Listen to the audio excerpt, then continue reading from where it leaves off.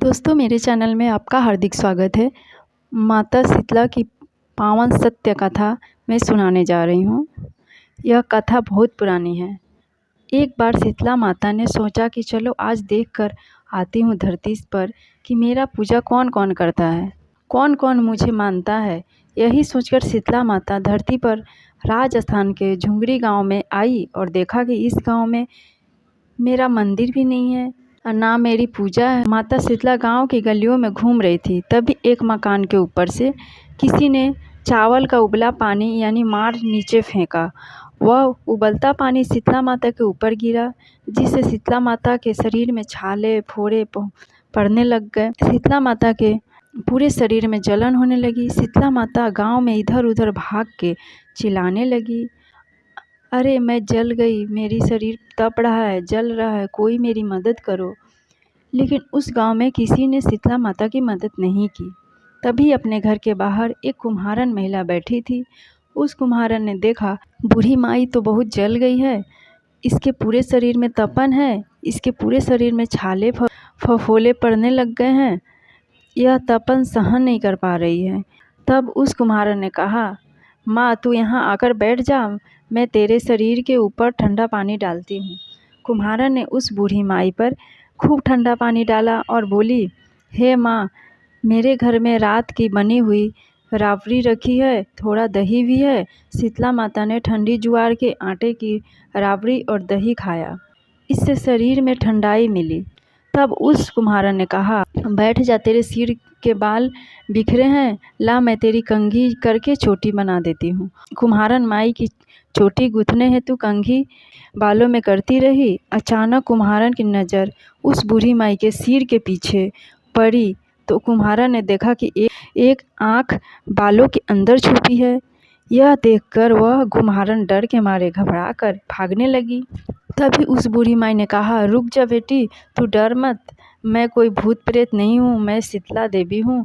मैं तो इस धरती पर देखने के लिए आई थी कि मुझे कौन मानता है, कौन मेरी पूजा करता है। इतना कहकर माता चार भुजा वाले हीरे जवाहरात के आभूषण पहने, सिर पर स्वर्ण मुकुट धारण किए अपने असली रूप में प्रकट हो गई। माता के दर्शन कर कुम्हारन सोचने लगी कि अब मैं गरीब इस माता को कहाँ बिठाऊं। तब माता बोली, हे बेटी, तू किस सोच में पड़ गई।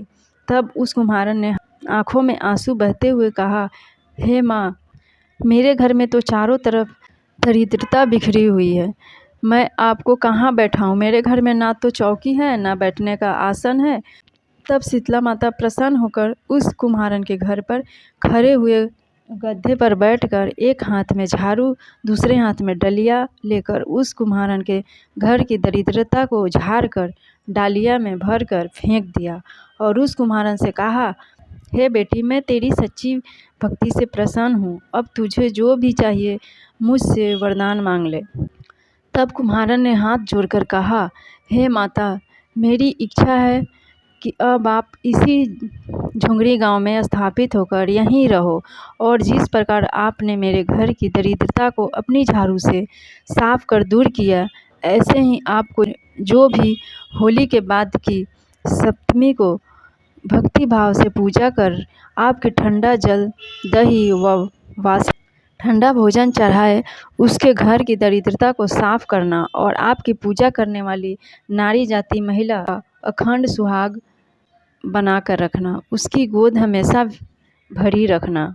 साथ ही जो पुरुष शीतला सप्तमी को नाई के यहाँ बाल ना कटवाए, धोबी को कपड़े धुलवाने ना दे और पुरुष भी आप पर ठंडा जल चढ़ाकर, नारियल फूल चढ़ाकर परिवार की सहित ठंडा वासी भोजन करे, उसके काम धंधे व्यापार में कभी दरिद्रता ना आए। तब माता बोली, तथास्तु, हे बेटी, तुम जो चाहो वरदान मांगो, मैं सब तुझे देती हूँ। हे बेटी, तुझे आशीर्वाद देती हूँ कि मेरी पूजा का मुख्य अधिकार इस धरती पर सिर्फ कुम्हारन जाति का ही होगा। तभी उसी दिन से झुंगी गांव में शीतला माता स्थापित हो गई और उस गांव का नाम हो गया सिल्की झुंगरी। सिल्की झुंगरी भारत का एकमात्र मुख्य मंदिर है। शीतला सप्तमी वहाँ बहुत विशाल मेला लगता है। इस कथा को पढ़ने से घर की दरिद्रता का नाश होने के साथ सभी मनोकामना पूरी होती है। जय माँ शीतला सबका कल्याण करे। मेरे वीडियो को लाइक शेयर सब्सक्राइब ज़रूर कीजिएगा। Thank you so much.